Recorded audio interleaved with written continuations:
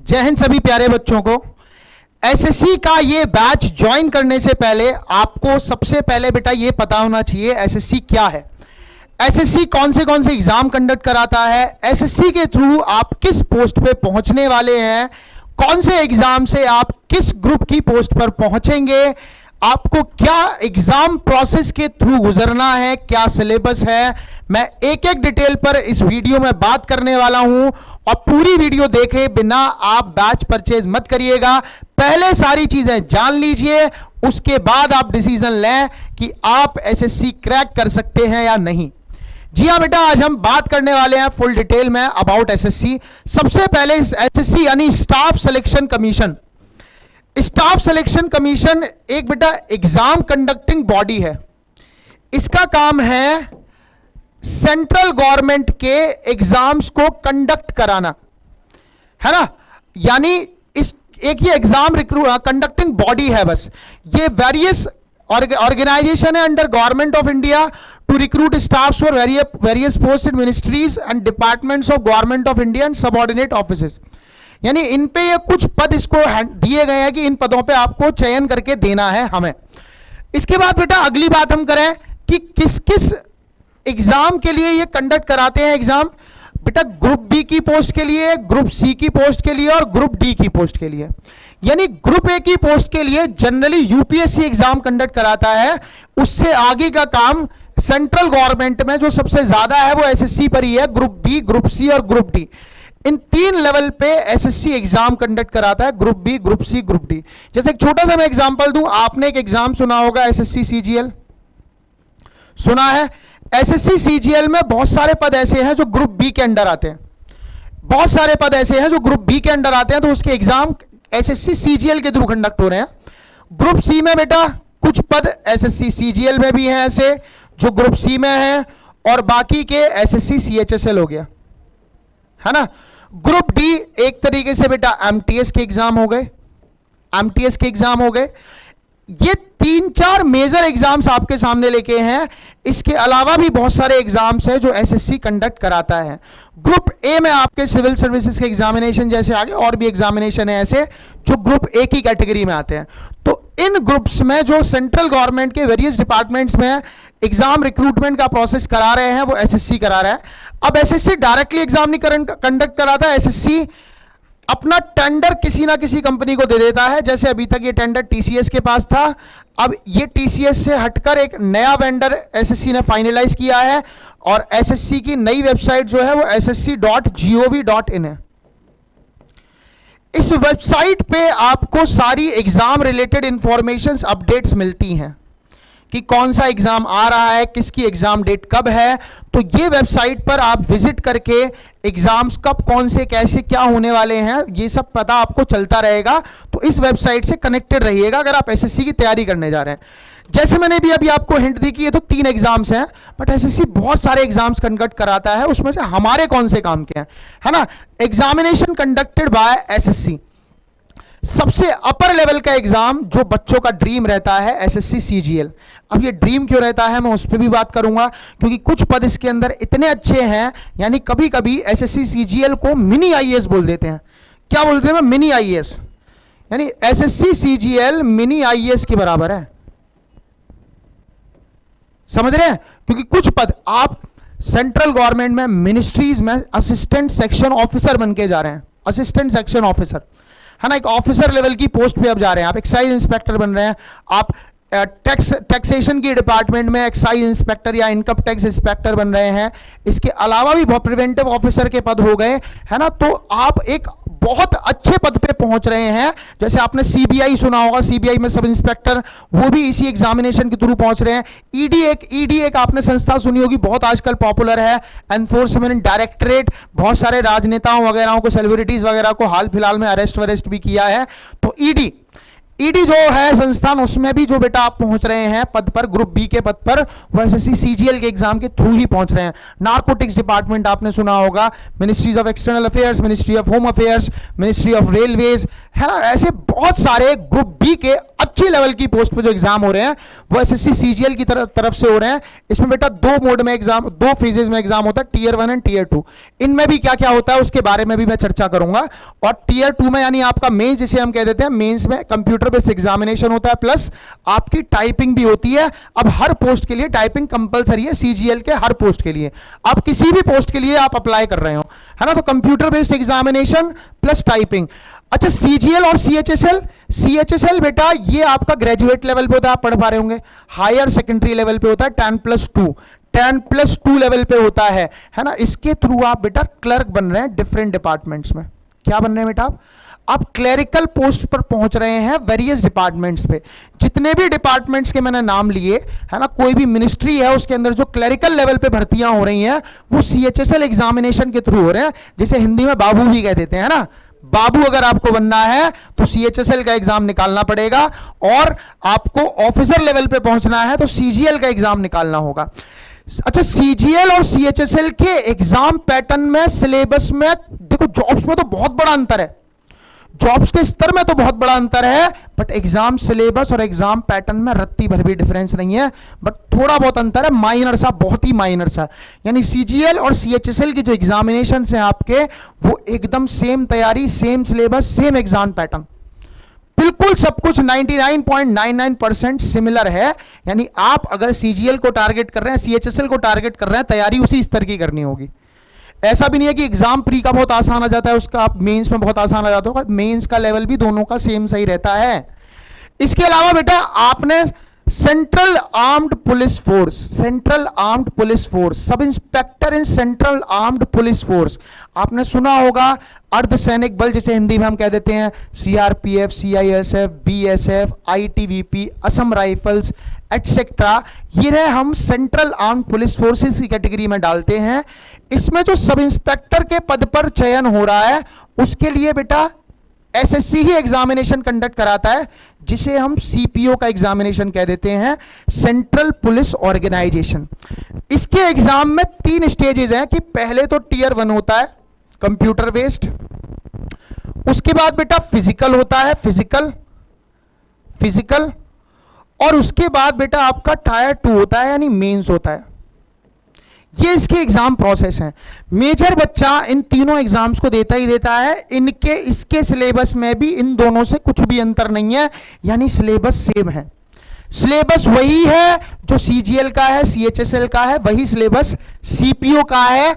इसमें आप sub inspector पद पे पहुंच रहे हैं सेंट्रल आर्म पुलिस फोर्स में, प्लस एसआईएन दिल्ली पुलिस। इसकी डिमांड बेटा सबसे ज्यादा हाई है। दिल्ली पुलिस के लिए भी यही एग्जामिनेशन हो रहा है, सब इंस्पेक्टर इन दिल्ली पुलिस। क्यों है इसकी सबसे ज्यादा डिमांड? बेटा दिल्ली में रहना है पूरे लाइफ टाइम, है ना। जैसे बाकी आप अर्धसैनिक बल में जा रहे हैं तो ट्रांसफर्स हैं, बहुत फ्रीक्वेंटली ट्रांसफर्स हैं, और घर से बहुत बहुत दूर रहना पड़ेगा। यहां एक स्टेबल लाइफ बच्चा देखता है कि अगर दिल्ली पुलिस में सब इंस्पेक्टर बनने हैं तो एक स्टेबल लाइफ हमें मिलेगी, हम एक शहर में रहेंगे और सुबह जाके शाम को अपने घर वापस आ सकते हैं। यही बाकी अर्धसैनिक बलों में वर्क थोड़ा ज्यादा है ना, घर से दूर रहना पड़ेगा, फ्रीक्वेंट ट्रांसफर्स भी हैं। हो सकता है कि आप अगर यूपी से बिलोंग करते हैं, दिल्ली से बिलोंग करते हैं, तो आपको असम, नागपुर, नॉर्थ ईस्ट की स्टेट्स में या नॉर्थ की स्टेट्स में या साउथ की स्टेट्स में या बाकी स्टेट्स में आपको कहीं भी भेजा जा सकता है। ये आपको यहां दिल्ली पुलिस में ये सब देखने को नहीं मिलता, इसलिए इसकी मेरिट थोड़ी सी हाई जाती है और ये डिमांडिंग पोस्ट है। इसके अलावा मैंने ग्रुप डी की बात करी थी बेटा, मल्टीटास्किंग स्टाफ का एग्जाम भी कौन करा रहा है? एसएससी ही करा रहा है। ये ग्रुप डी की एक पोस्ट हो गई। सिलेक्शन पोस्ट, एक थोड़ा सा बच्चों के अंदर कंफ्यूजन रहता है इसको लेके, इस पे और किसी दिन बहुत डिटेल में मैं बात करूंगा कि सिलेक्शन पोस्ट के एग्जाम्स क्या होते हैं। देखो अलग अलग लेवल पर, जैसे आपने मान लीजिए किसी ने बीएससी किया है, किसी ने बीकॉम किया है, किसी ने बीबीए किया है, किसी ने बीए किया है, तो आपके स्पेशलाइजेशन के हिसाब से इसमें पोस्ट निकलती हैं कि किसी बच्चे ने बीएससी इन एग्रीकल्चर कर रखा तो बीएससी इन एग्रीकल्चर की पोस्ट आएंगी, किसी बच्चे ने बीएससी इन केमिस्ट्री ऑनर्स कर रखा तो बीएससी इन केमिस्ट्री ऑनर्स की पोस्ट अलग है। तो आप जिसके लिए एलिजिबल है उनको भर सकते हो। तो कुछ ऐसा रहता है सिलेक्शन पोस्ट में, है ना। इसके अलावा बेटा स्टेनोग्राफर स्टेनोग्राफर, स्टेनोग्राफी का एक कोर्स होता है पूरा 5-6 महीने का, जिसमें आप एक तरीके की कोड लैंग्वेज सीखते हैं, है ना। हर ऑफिसर का एक स्टेनोग्राफर होता है कि वो कहीं जा रहा है तो वो मीटिंग में जा रहा है, किसी में भी जा रहा है, तो स्टेनोग्राफर साथ रहता है कि वहां जो कुछ भी डिस्कस हुआ वो इसे कोड वर्ड में लिख के आएगा। जैसे मैं ये बोल रहा हूं, मैं जो भी सेंटेंसेस वर्ड्स बोल रहा हूं, he can write it in very short language, है ना, वो इसे बहुत छोटी भाषा में लिख सकता है स्टेनोग्राफर। फिर उसे वो टाइप करके वो इसे हैंड ओवर करता है ऑफिसर को कि सर ये this was highlight points of the meeting, है ना, these all were the highlight points of the meeting, और वो ये काम है स्टेनोग्राफर का। तो इसका एक अलग कोर्स आपको करना होता है जिसे हम शॉर्ट हैंड भी कह देते हैं, शॉर्ट हैंड, है ना, शॉर्ट हैंड भी कह देते हैं। तो ग्रुप सी पर, ग्रेड सी और ग्रेड डी पर ये स्टेनोग्राफर का एग्जाम होता है। इसके अलावा जैसे हमने बात करी थी ना कि CAPF, central arm police force में सब इंस्पेक्टर, एएसआई नहीं बेटा, ऐसा ही होगा, ठीक है, सब इंस्पेक्टर, सब इंस्पेक्टर बोला था ना, इन्हीं पे कांस्टेबल लेवल पे, इन्हीं पर बेटा किस लेवल पे, कांस्टेबल लेवल पे। कांस्टेबल लेवल पे कौन सा एग्जाम हो रहा है, एसएससी जीडी। कौन सा एग्जाम हो रहा है बेटा, एसएससी जीडी। और ये दिल्ली पुलिस सब इंस्पेक्टर था ना, ये दिल्ली पुलिस कांस्टेबल का एग्जाम अलग होता है, जीडी के थ्रू नहीं होता। जैसे यहां सीपीओ के थ्रू ही सीएपीएफ में सब इंस्पेक्टर लग रहे हैं, और सीपीओ के थ्रू ही दिल्ली पुलिस सब इंस्पेक्टर में, दिल्ली पुलिस में आप सब इंस्पेक्टर सेलेक्ट हो रहे हैं। यही बेटा यहां पर जीडी के एग्जाम के थ्रू सीएपीएफ वाली सारी पोस्ट और दिल्ली पुलिस कांस्टेबल में ये सारी पोस्ट पर आप अलग अलग एग्जाम्स होते हैं इन दोनों के। तो ये कुछ मेजर एग्जाम है जिन्हें बच्चा टारगेट करता है एसएससी के अंदर, और इन सब एग्जाम्स का लगभग सिलेबस सेम है। ये उन ऊपर के 3 एग्जाम्स का सिलेबस तो 100% सेम सा ही है, इनका सिलेबस तो बिल्कुल सिमिलर है। और एक बार बच्चे ने इन एग्जाम्स की तैयारी कर ली तो ये नीचे वाले एग्जाम्स उसके लिए कुछ नहीं है। यानी आप एक अच्छी तैयारी से इन सब एग्जाम्स को टारगेट कर सकते हो। इसमें दिल्ली पुलिस को छोड़कर बाकी सारी वैकेंसीज एवरी ईयर आती हैं। दिल्ली पुलिस की एवरी ईयर नहीं आती, दिल्ली पुलिस कांस्टेबल की एवरी ईयर नहीं आती है, दिल्ली पुलिस सब इंस्पेक्टर वगैरह की तो एवरी ईयर आती है, ठीक है। तो एक बार आप इसका स्क्रीनशॉट ले सकते हैं, देख सकते हो, आप पे स्क्रीनशॉट तो अलाउड नहीं है, अच्छे से देख लो कि ये सारी पोस्ट के लिए हम तैयारी करवाने वाले हैं हमारे अपकमिंग बैच में। ये सारे एग्जाम्स हमारे टारगेट होंगे कि ऐसी तैयारी करेंगे कि आप इन सभी एग्जाम्स को बहुत अच्छे से टारगेट कर सको, ठीक है। आगे की बात करते हैं। अब देखो, ये जैसे एसएससी की अगली अच्छी बात कि साल शुरू होते ही एग्जामिनेशन कैलेंडर रिलीज कर देता है, और ये एग्जामिनेशन कैलेंडर तो 2024 से ही पहले रिलीज कर दिया था। यानी पहले ये बता देता है कि कौन सा एग्जाम लगभग कब होने वाला है, फॉर्म कब आएंगे। जैसे सीपीओ की अभी हमने बात करी थी, तो सीपीओ के 15 फरवरी को लगभग आने थे, जो समय निकल चुका, थोड़े लेट हुए थे फॉर्म, क्योंकि एसएससी की नई वेबसाइट लॉन्च हुई थी और वेंडर चेंज हुआ था। इसका एग्जाम लगभग मई जून में है। इसी तरह से देखो सीएचएसएल का एग्जाम के फॉर्म इन्होंने अप्रैल में बताए हैं, 2 अप्रैल, जो कि अभी अप्रैल में फॉर्म आएंगे और जून जुलाई में एग्जाम होगा, एमटीएस का, सीजीएल का और जीडी का। तो इन्हीं एग्जाम्स की भी मैंने बात करी थी। तो हमारे पास एक पहले से फेयर आइडिया होता है कि किस हिसाब से तैयारी को लेके चलना है, कितना समय हमारे पास है, ठीक है। तो ये आपका एक और एग्जाम, मतलब एग्जाम कैलेंडर के बारे में बात हो गई। अब देखो पैटर्न क्या है, पैटर्न क्या है, पैटर्न बेटा ये है कि सीजीएल सीएचएसएल के प्री का पैटर्न में कोई चेंज नहीं है। 25-25 क्वेश्चन आते हैं, एक क्वेश्चन 2 नंबर का होता है ना, और टोटल क्वेश्चन होते हैं 100 और मार्क्स होते हैं 200। मार्क्स कितने होते हैं, 200, और 1 घंटे का ये आपका एग्जाम होता है। कितने घंटे का, 60 मिनट्स का ये आपका एग्जाम होता है, इतना समय आपको दिया जाता है। सीजीएल का भी पैटर्न यही है, सीएचएसएल का भी यही है। सीपीयू का क्या है, सीपीयू में बस बेटा ये है कि क्वेश्चन भी 50 है और नंबर भी 50 है, यानी 200 question 200 marks, syllabus same. CPU में बस ये अंतर है थोड़ा सा, यानी वहां 100 क्वेश्चन 200 नंबर के हैं, सीपीयू में 200 क्वेश्चन 200 नंबर के हैं, और यहां 1 घंटे की जगह 2 घंटे मिलते हैं। सिलेबस सेम है, सब कुछ सेम है, सिलेबस वगैरह सब कुछ सेम है, कोई अंतर नहीं है। ये आपका बेटा सिलेबस है, जो सीजीएल सीएचएसएल सीपीयू में किसी का भी कह दूं, सबके लिए सिलेबस यही है, एमटीएस वगैरह, जीडी वगैरह। जीडी में हिंदी का एक ऑप्शन और मिल जाता है, बाकी मैथ्स में थोड़ा सा एडवांस मैथ्स केवल सीजीएल सीएचएसएल और सीपीयू में ही आता है। एडवांस मैथ्स का सेक्शन केवल सीजीएल सीएचएसएल और सीपीयू में ही पूछा जाता है ना। और अलग अलग सब्जेक्ट वाइज वीडियो टीचर्स लेके आएंगे कि किस सब्जेक्ट का क्या सिलेबस वो आपका कवर अप कराएंगे किस तरीके से, वैसी भी वीडियोस आपको जल्दी देखने को मिलेंगे। देखो मेंस की बात करें, अभी देखो मैं सीजीएल के मेंस की बात कर रहा हूं कि जो मेंस है वो 2 सेशंस में होता है। सेशन 1 मेंस जो है, देखो सिलेबस वही है, मैथ्स में बस 1-2 चैप्टर जुड़ जाते हैं और बाकी 99% सिलेबस वही है।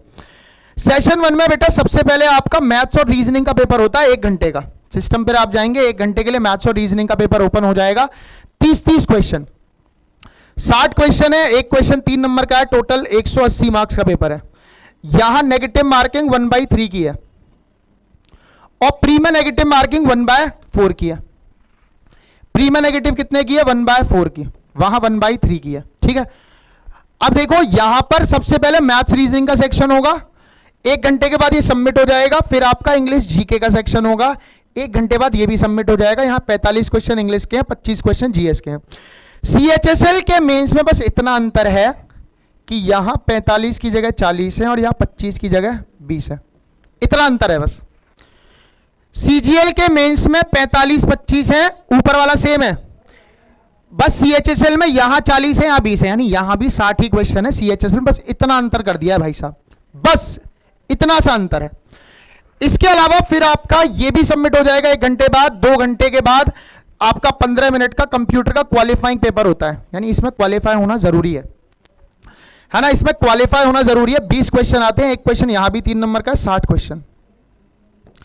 30% ये कह रहे हैं कि लाना मिनिमम जरूरी है, 30% मिनिमम, इतने आपको लाने ही लाने हैं। 30% मिनिमम, यानी 6 क्वेश्चन आपके, 6 क्वेश्चन के मार्क्स आपके आने चाहिए, यानी 18 नंबर कंपलसरी है लाना, 18 नंबर। 30% पे क्वालिफाई है।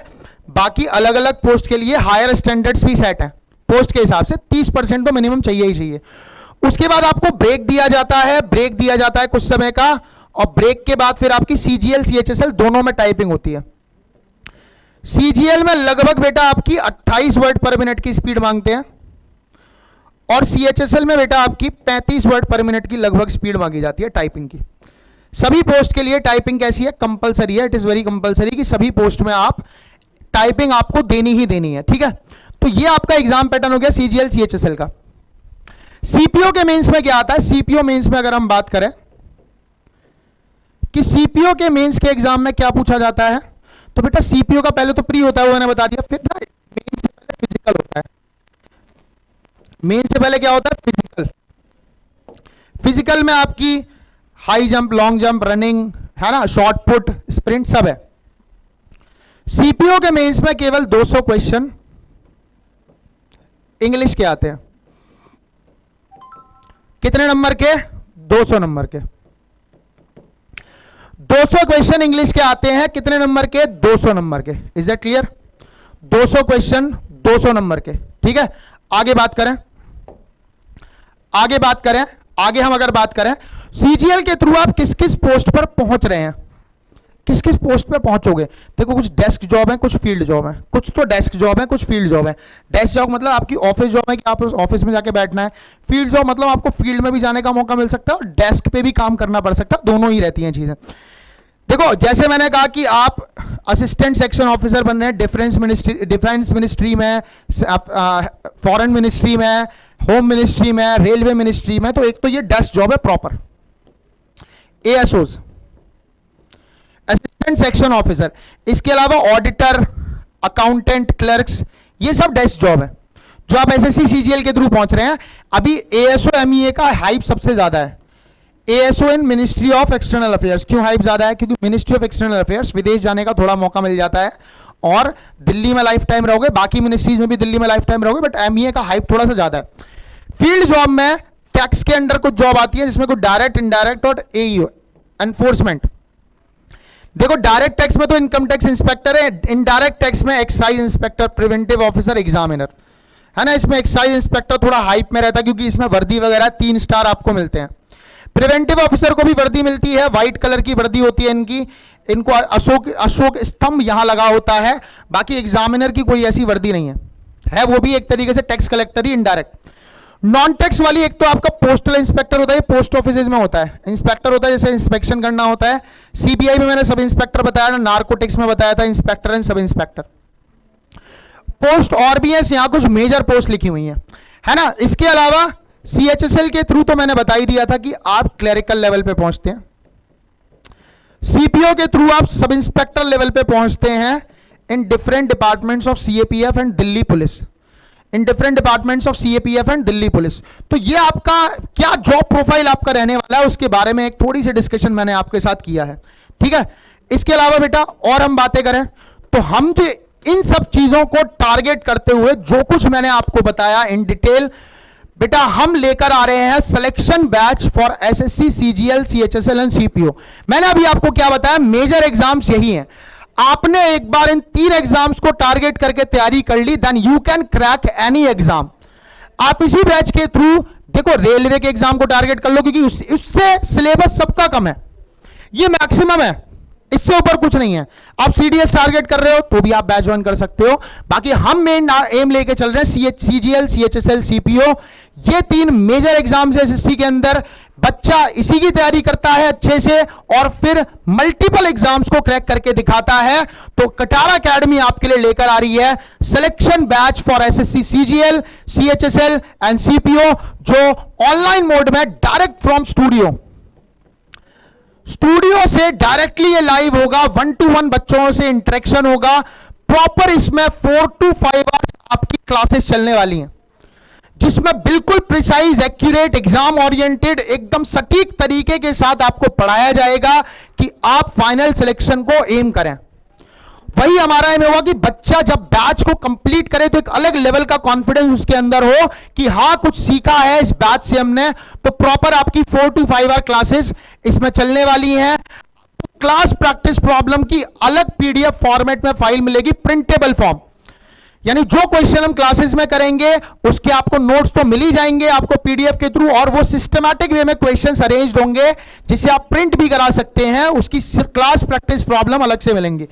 डीपीपी आपको नहीं, डेली प्रैक्टिस प्रॉब्लम, डेली 1 से 2 दिन की क्लासेस पे बेस्ड आपको 15 से 20 question, recent PYQ based, chapter wise, topic wise, not even chapter wise, topic wise आपको क्वेश्चंस मिलेंगे रीसेंट 2 से 3 साल पुराने, जो आप लगातार प्रैक्टिस करके अपनी तैयारी को और बूम कर सकते हो। और इन डीपीपी के आपको एप्लीकेशन पे सॉल्यूशन भी अवेलेबल होंगे, इनके आपको बेटा सॉल्यूशन भी अवेलेबल होंगे, ठीक है, और हैंड रिटन नोट्स भी आपको अवेलेबल होंगे। कंप्लीट स्टडी मटेरियल, यानी केवल सीपीपी डीपीपी नहीं, आपको ई बुक्स भी अवेलेबल होंगी, यानी आपको और फर्दर डिटेल प्रैक्टिस करनी है तो आपके लिए ई बुक्स अवेलेबल है। आप ई बुक से और अपनी तैयारी को और बेहतर और बेहतरीन बना सकते हैं। ऑनलाइन डाउट सपोर्ट आपके लिए लगातार बना रहेगा बेटा, आप अपने डाउट पोस्ट करेंगे और टीचर्स आपको रिप्लाई देंगे, आपके डाउट्स को आपसे कनेक्टेड रहेंगे, यानी आपको बिल्कुल ऐसा फील नहीं होगा कि हम एक ऑनलाइन बैच से जुड़े हैं। आपसे एक 1 to 1 इंटरेक्शन रहेगा टीचर का, हर तरीके से हमारी पूरी टीम आपसे जुड़ी रहेगी, आपकी हर क्वेरी का, हर दिक्कत का समाधान यहां होगा, और आप जल्दी ही इस पर सिलेक्शन की सोचेंगे कि हां अब बस सीजीएल में सेलेक्ट होना है। इसके बाद बेटा मैंने जैसे आपको बता ही दिया, डीपीपी सीपीपी के कंप्लीट सॉल्यूशन आपको अवेलेबल होंगे। सीपीपी तो हम कराएंगे ही, प्लस डीपीपी के सॉल्यूशन भी आपको अवेलेबल रहने वाले हैं। वीकली मिनी मॉक बेटा आपके होंगे, जी हां, जैसे ही मान लो अभी मैंने कोई चैप्टर स्टार्ट किया या इंग्लिश में कोई चैप्टर स्टार्ट हुआ, 2 वीक में जितना सिलेबस हो गया उसका टेस्ट होगा, फिर नेक्स्ट 2 वीक में जो पिछला सिलेबस प्लस न्यू सिलेबस इसका पूरा टेस्ट होगा। यानी आप देखते रहे कि आपकी तैयारी कितनी बेहतर चल रही है। तो ये ऑनलाइन मोड में आपके वीकली मॉक टेस्ट होंगे, और after test within 1 to 2 days आपको इसके भी सोल्यूशन मिल जाएंगे, ठीक है, इसके भी सोल्यूशन आपको मिल जाएंगे एप्लीकेशन पर। यानी हर फैसिलिटी जो एक बच्चा ढूंढता है वो इस बैच के अंदर है। तो विदाउट एनी डिले, दूसरी चीज 2 साल की हमने इस बैच में वैलिडिटी रखी है, 2 साल की। इसकी फीस 2999 है, बट होली ऑफर में अभी कुछ दिन तक, केवल कुछ दिन तक होली ऑफर में अभी ये बैच अभी आप 999 में केवल अवेल कर सकते हो, 999 में। और होली के बाद इस बैच की इनिशियल कॉस्ट पर ही आपको बैच मिल पाएगा। तो जल्दी से जल्दी इस बैच में एनरोल कर लो और अपने सिलेक्शन को कटारा एकेडमी के साथ श्योर कर लो। ये बैच में लिमिटेड सीट्स रहेंगी, जल्दी से जल्दी बेटा आप इस बैच से जुड़ें। होली के कुछ ही दिन बाद इस बैच में हम एडमिशन क्लोज कर देंगे, तो आप इस बैच से, सिलेक्शन बैच से जुड़ें फॉर श्योर सिलेक्शन। यही सारी बातें थी जो मुझे आपको बतानी थी कि इस बैच में जुड़ने से पहले कि इस बैच की क्वालिटीज, फैसिलिटीज क्या रहने वाली हैं। तो जल्दी ही बेटा मिलते हैं लाइव क्लासेस में पूरी टीम के साथ। जय हिंद सभी को।